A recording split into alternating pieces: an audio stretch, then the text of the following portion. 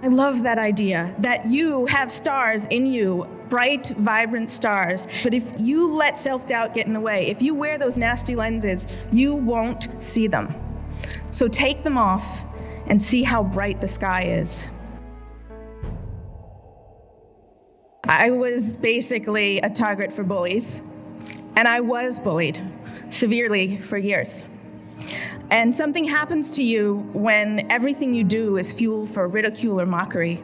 People talk about the dangers of the rose-colored glasses, but let me tell you, the lenses of self-doubt are far worse. They're like nasty and thick and big and filthy, and they're covered in swamp scum, and there's like a family of snails living on them, and it's like impossible to see past them.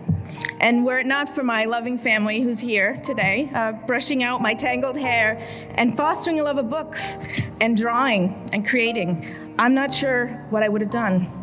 They helped me find relief in storytelling. Reading, writing, drawing were moments of escape from me, escape from myself and my self-doubt. So while at film school, I met a friend named Phil Johnston. And he was, in my opinion, the most talented person in the program, an Emmy Award-winning journalist with a glorious, twisted sense of humor. You might know one of his films called Cedar Rapids, or you might know him as my co-writer on Wreck-It Ralph.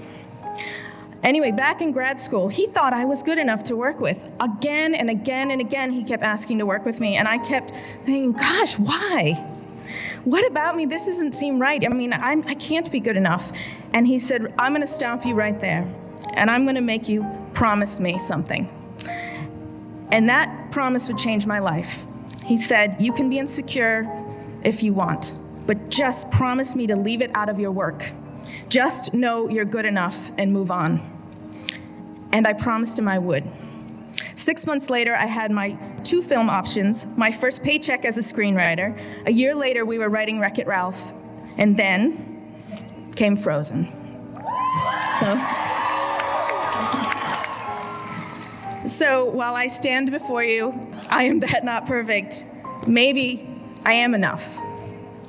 And if I've learned one thing, it's that self-doubt is one of the most destructive forces. It makes you defensive instead of open, reactive instead of active. Self-doubt is consuming and cruel.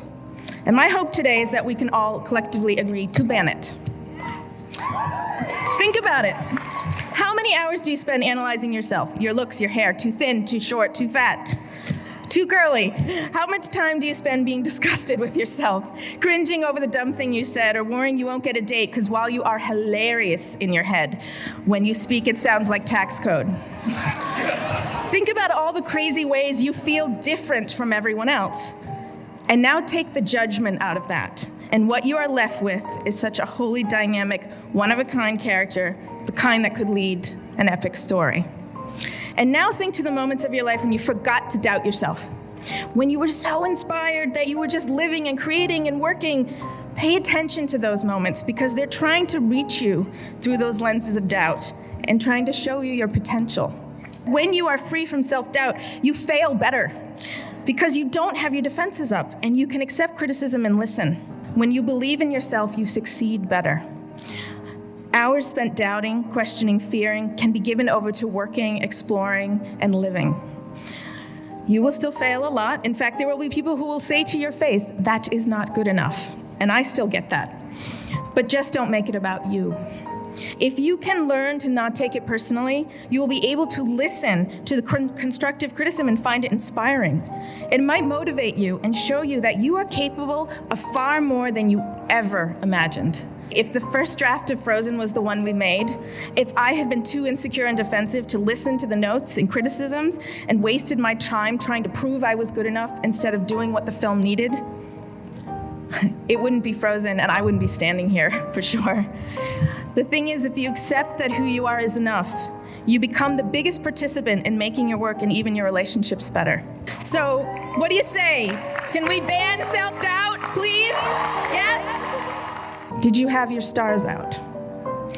And I love that idea, that you have stars in you, bright, vibrant stars. And if you work hard enough, you will pull those stars out of you and they will shine.